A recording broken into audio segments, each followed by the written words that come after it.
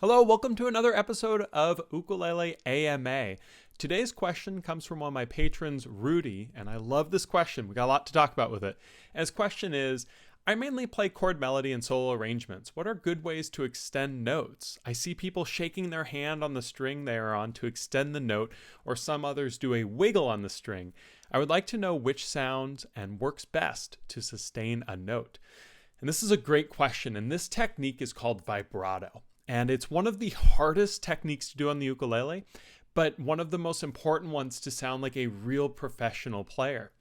Vibrato is essentially something that we use to create a more human voice-like sound. If you think about vocalists singing, very rarely do they sing a note purely.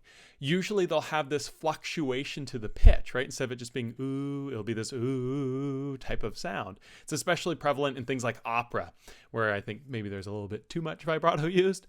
But that is the vibrato concept. And what's cool is instruments utilize this to sound more voice-like. And the most common use of this is going to be in more classical instruments such as the viola, the violin, the cello. They use vibrato a ton. You'll notice when they're bowing their instrument, their hand is just going nuts on the fretboard. And the reason for that on those instruments is because they don't have frets. And because they don't have frets, when they put their finger down on a note, if they're off by even a millimeter, they can sound out of tune. But by moving their finger back and forth, they're essentially going flat and sharp as they do that, so that they create a buffer of the correct pitch around the note that they're going for. It's a really cool method that also makes it sound more natural and more human-like. So we can take this same sort of technique and apply it to the ukulele, but the problem is we have frets. So where we go with this is there's two different types of vibrato that we can do. The first one I call guitar vibrato, and it's just because we kind of steal it from our guitar playing brethren. And what that is very, very simple. You're going to play whatever note you play. Let's just play like 5 on the A string for now. Go ahead and use your ring finger, play that. Put your middle finger here on the 4th fret and your index here on the 3rd fret just to help it a bit. We're going to play that 5th fret on the A string, and then we're going to bend it up and back down, and just do that again and again and again really fast. And when you listen to that sound, it sounds like a guitar note bend, right? What's cool about this though is if you play a note and then you kind of add it, it can prolong the sustain of the note because you're just adding energy to the string as you're moving it down and up. It's a good way to get better sustain on a note. But the problem with this technique, and why I don't really use guitar techniques myself with this, is because it's going to make the pitch go up and up. It doesn't matter if you go up or down. Either way you bend, you're increasing the tension on the string, which therefore increases the pitch, and it just sounds like you're going sharp, and that's about it. And that's kind of a signature quality to that guitar vibrato type of technique, and I'm not a big fan of it. So what I like to use, I call more classical vibrato, which is taking inspiration from the aforementioned viola, violin, cello. Now, the problem is they just kind of have to rotate their fingers. Now, that's not all they do. It takes a lot of work to get that perfectly on those instruments. But the gist of it is a rotation of the finger. And we can't do that because of our frets. It doesn't matter if I fret a note here or here. It's going to still create the same sound, the same note.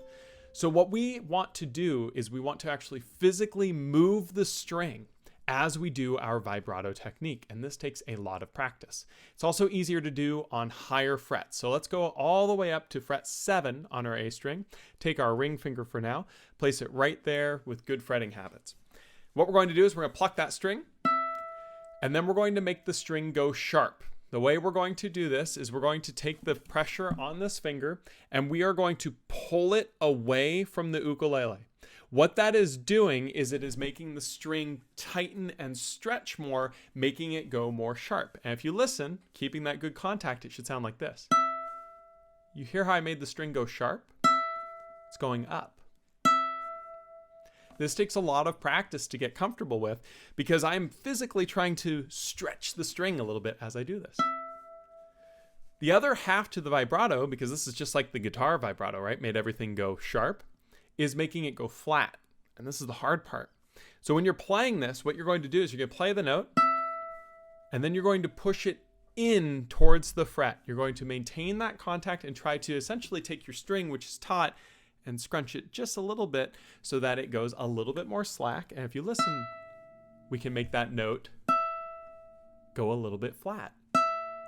So we can make it go sharp and flat. And we go back and forth. And as we get comfortable with that, you can hear that fluctuation. And you build up the speed and the control. And it creates that wonderful, beautiful vibrato sound. Very human-like, right? When you listen to this.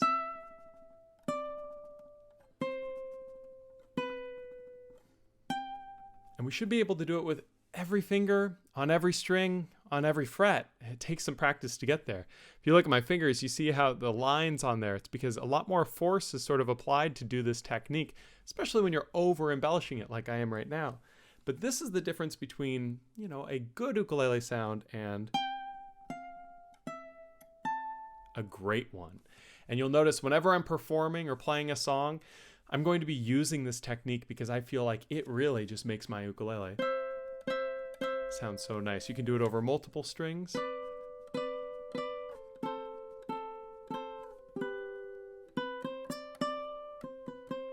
And the reason why this increases the sustain, again, is because you're adding energy to the string, I think. And that's going to allow it to add just a little bit more to your playing. So this is a loaded concept. I'll probably make another video that's a little bit shorter on this eventually. But there is, the whole thing of classical vibrato versus more the guitar vibrato, why I prefer the classical vibrato, and how you can start to play it. You really, once you get comfortable with it, can use it in every single thing you play. And sometimes when I'm making a tutorial video more for beginners, I have to kind of catch myself to not do it, as to not confuse anyone, because it really does sound that good. Now, if you'd like to see your question answered, be sure to leave it down in a comment below or check out my Patreon page. Every month I do lots of tutorials there, and it's thanks to the support of my patrons that I'm able to make content on this channel. So if you're a patron, thank you so much for the support. And if you're not, please consider joining down below. But I'll look forward to seeing you guys next time on the next episode of Ukulele AMA. Thanks so much.